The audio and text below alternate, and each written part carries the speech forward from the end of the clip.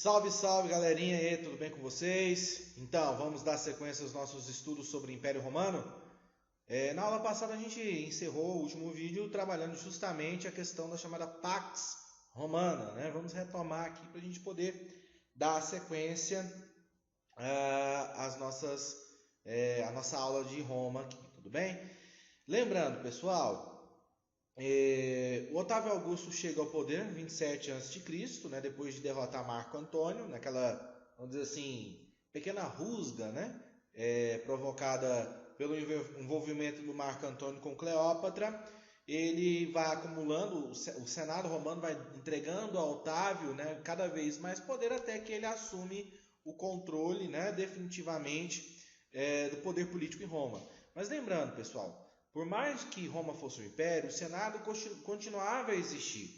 O que havia era um jogo de interesses e de poder, né, e de disputa política muito delicado entre imperador e Senado. Inclusive, muitos imperadores foram vítimas de conspirações e traições por parte do Senado e também da guarda pretoriana. Como disse na aula passada, ser imperador não era tão bom assim.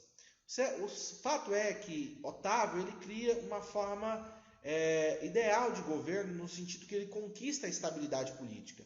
E essa estabilidade política ela vem através da chamada política do pão e circo, né? Então, com uma mão, Otávio dá à plebe divertimento, né, distração e barateia, né, o preço dos alimentos, e com a outra, né, ele agrada aos senadores entregando cargos, terras, títulos, enfim. Então ele consegue montar, né, essa dinâmica que vai permitir que ele se perpetue no poder.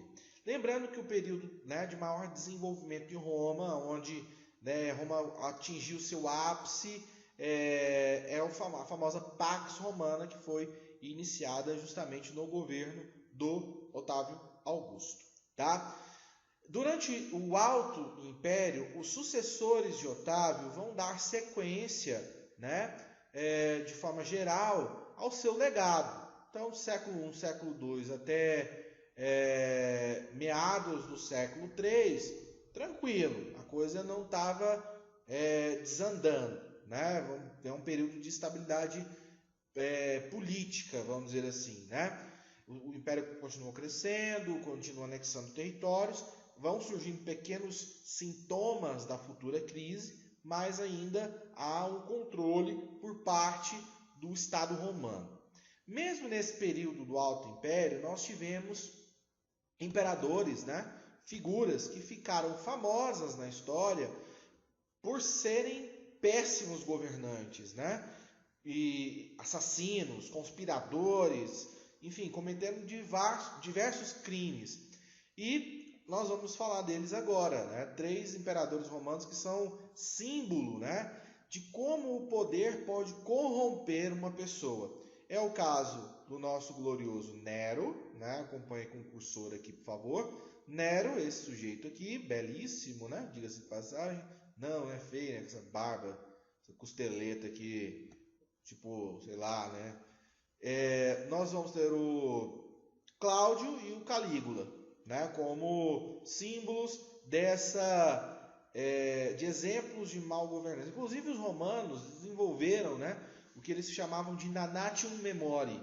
Se o imperador fosse muito ruim, né, fosse um péssimo governante, ele era agraciado com esse título da Nanatium Memori, né, ou seja, ele era considerado um mau governante e apagado dos registros, né, da história.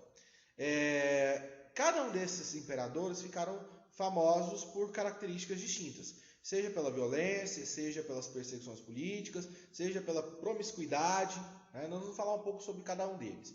Nero é famoso, né? Foi o imperador responsável por incendiar a cidade de Roma, né? Seus acessos de loucura, né? A questão do Nero, principalmente, era com os cristãos, né? No ano 33 depois de Cristo, surgiu na Judéia, né, que era uma província romana, uma nova religião, né, uma nova perspectiva religiosa, que é o cristianismo, e o cristianismo rapidamente se difundiu no Império Romano. Eu vou falar disso mais adiante. A questão é que os cristãos não se ajoelhavam perante a imagem ou uma figura do imperador.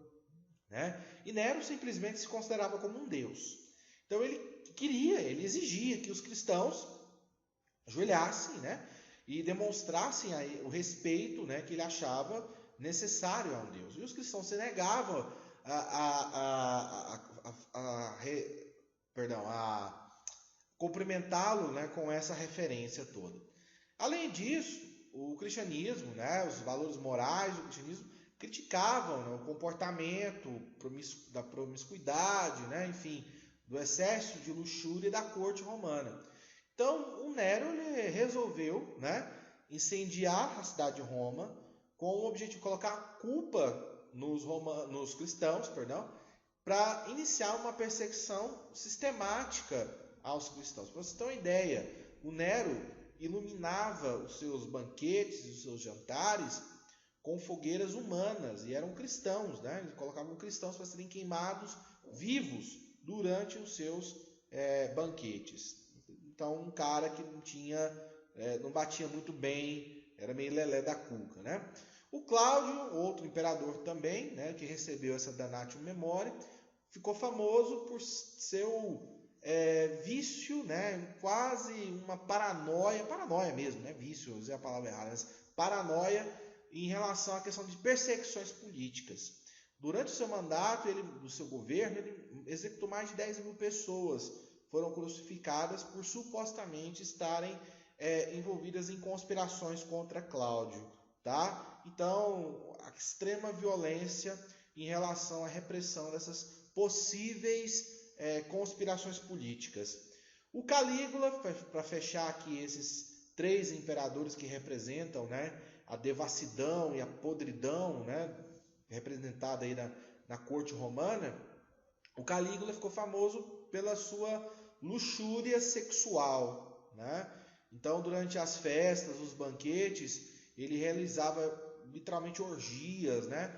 Ele estuprava as mulheres dos generais e de senadores na frente dos seus respectivos maridos, e obviamente ele fazia isso porque ele tinha ali a guarda pretoriana o protegendo, né? Enfim, então ele acumulou muitos inimigos. Também mantinha um desprezo profundo pelo Senado, chegou a nomear o seu cavalo como senador, para você ter uma ideia, né, da loucura do Calígula, beleza? Os 3 foram vítimas de conspiração e acabaram sendo assassinados, né? Obviamente, depois de fazer tanta coisa ruim, eles caminharam para esse destino meio funesto aí, vamos dizer assim, né? Bom, pessoal, outra questão que a gente tem que colocar aqui, né?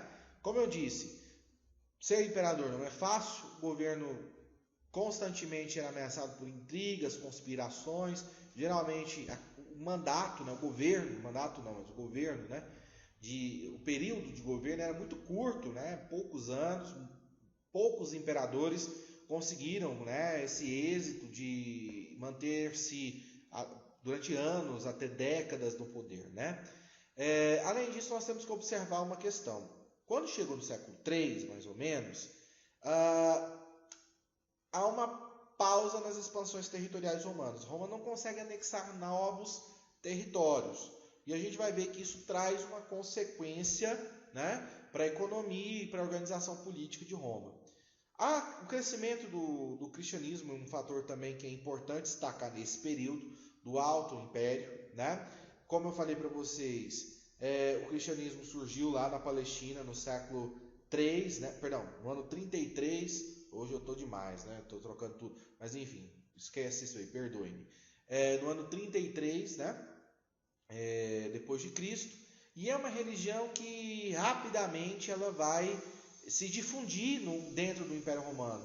Porque se você observar, o cristianismo é uma religião que prega o quê? Prega o desapego aos bens materiais, a ideia de que na vida pós-morte, né, uma vida de provação, uma vida de pobreza, né, de privação é o caminho para você acessar a vida eterna. E aí você tem uma Roma que a maior parte da população absolutamente é escrava ou plebeia, vive na privação, né?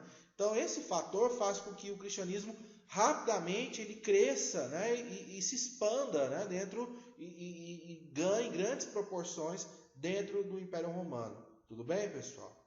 Beleza? Alguma dúvida? Eu vou encerrar aqui esse vídeo sobre o final ali do Alto Império, né? Para a gente poder fazer um outro vídeo, né? E não precisar fracionar aqui, né? Sobre o Baixo Império, crise do século III, para a gente poder encerrar de uma forma definitiva Roma. Beleza? Então, fiquem com Deus. Até a próxima.